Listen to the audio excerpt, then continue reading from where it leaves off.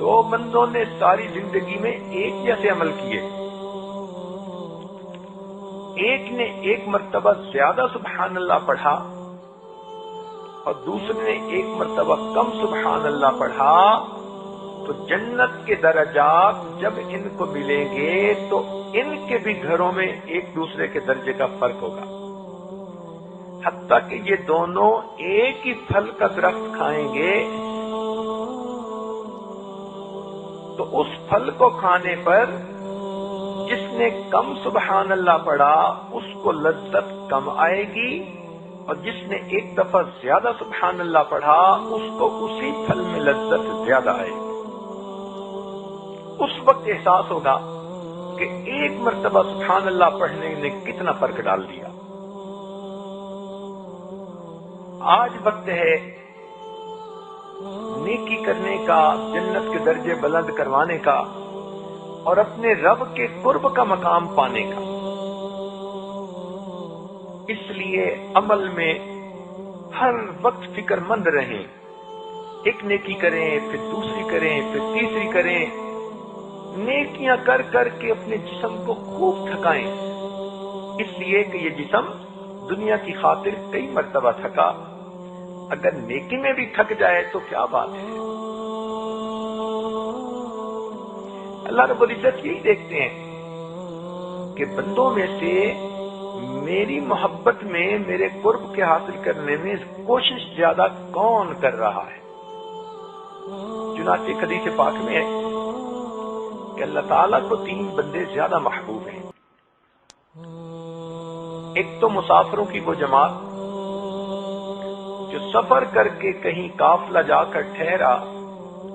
سب پہ نیند غالب تھی، سب تھکے ہوئے تھے، تو قلب نیند کی وجہ سے سب سو گئے، مگر ایک بندہ ان میں سے تہجد کے لیے اللہ کے سامنے ہاتھ باندھ کر کھڑا ہو گیا۔ اللہ رب العزت کو یہ بندہ زیادہ محبوب ہوتا ہے۔ اب دیکھو کمپیریٹو مارکنگ کی گئی ہے، یہ بھی تو تھکا ہوا تھا مگر اس کے دل میں اللہ کی محبت تھی، اس محبت نے اس کو مجاہدہ کرنے پر آمادہ کیا،